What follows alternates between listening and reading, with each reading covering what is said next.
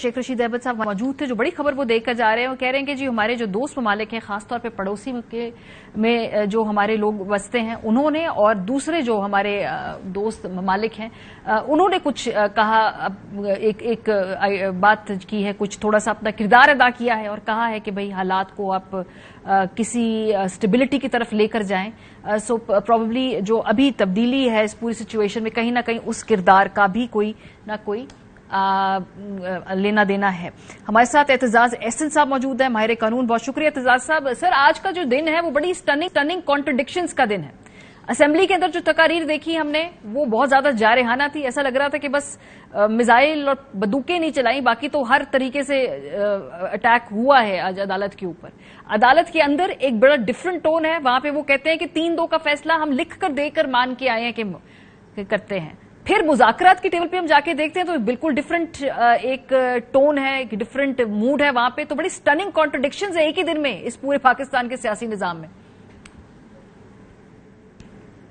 जी एतजाज साहब, तो आपने जो बातें बताई हैं अगर दुरुस्त है तो यही इससे नजर आएगा। अभी तक किसी ने मासवा ये कि पार्लियामेंट के फ्लोर पे जो तकारीर हुई है या जो आप फरमा रही हैं कि इन्होंने गवर्नमेंट साइड और पीडीएम ने लिख के दिया है कि वो 3-2 वाले फैसले को तस्लीम करते हैं सुप्रीम कोर्ट में, अगर ये लिख दिया है तो पता नहीं फिर ये तकरीरें प्राइम मिनिस्टर क्यों कर रहे हैं और ख्वाजा आसिफ क्यों कर रहे हैं कि हम 3-2 के फैसले को नहीं मानते और 4-3 वाले को सिर्फ मानते हैं।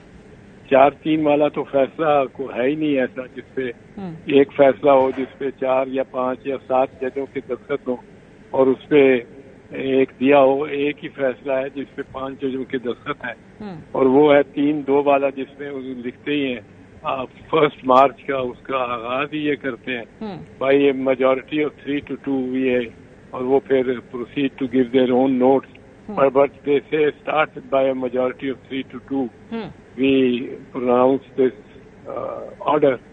तो जो है फैसला जो अदालत में 5 जजों की सरबराही करते हुए बेंच ने हतमी फैसला सुनाया था 1 मार्च को, वही फैसला मेरे ख्याल है सियासी बयानी के लिए करते हैं ना।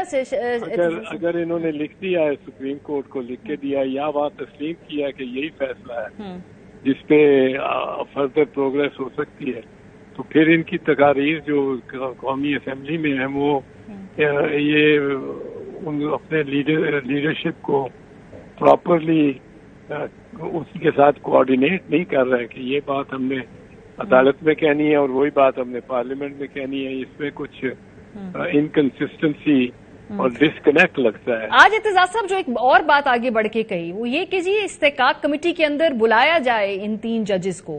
ये अभी ख्वाहिश का इजहार मौलाना फजल रहमान साहब के फर्जन के जरिए करवाया गया, लेकिन आपको लगता है कि इसकी नौबत आएगी?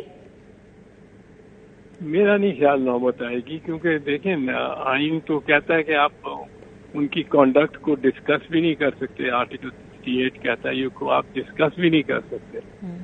कह जाए कि आप उनको तलब कर रहे हो जजेस को for what they have.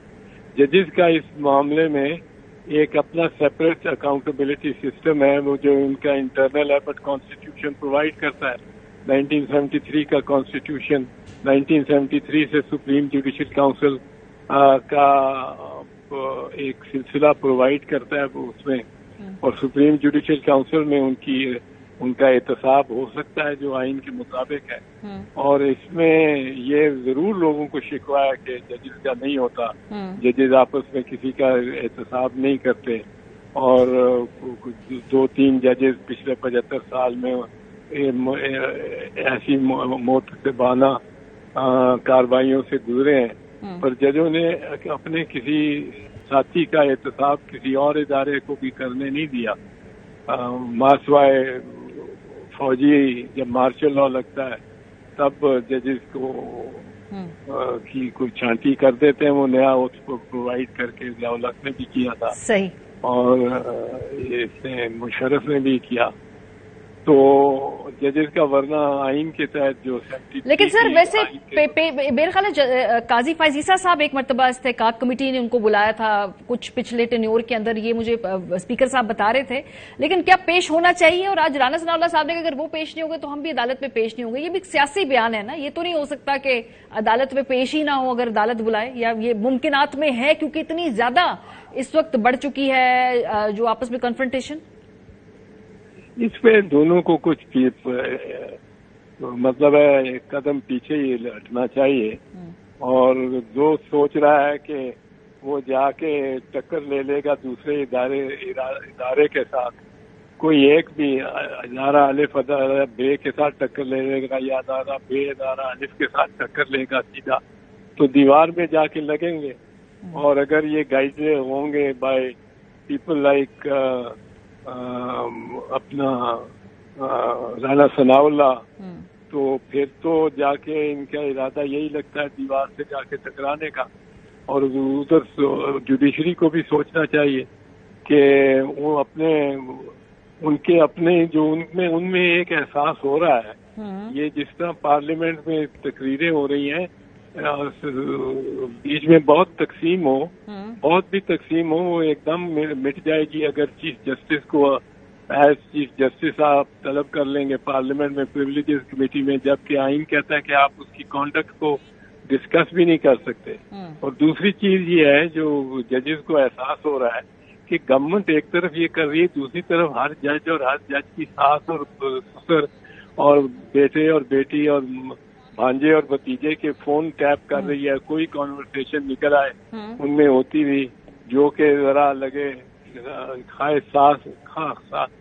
Chief justice کی ساس صاحبہ نے کی وہ بات again with friend and informal stock, اس کو اٹھا کے اور آپ ہیڈ لائنز میں لگا کے اور استعمال کریں، یہ گورنمنٹ کے خلاف جا رہا ہے اور پی ڈی ایم کے خلاف جا رہا ہے، کیونکہ یہ چاہے کر کوئی اور رہا ہے، چاہے ان کو بھی نہیں پتا کس طرح یہ ہو رہا ہے، پر سر پتا سب کو ہے میرا خیال ہے کہ کون کر رہا ہے، یہ کیسے ہو رہا ہے، یہ کیسے پہنچ رہا ہے، ذمہ داری تو the buck stops at the prime minister۔ بالکل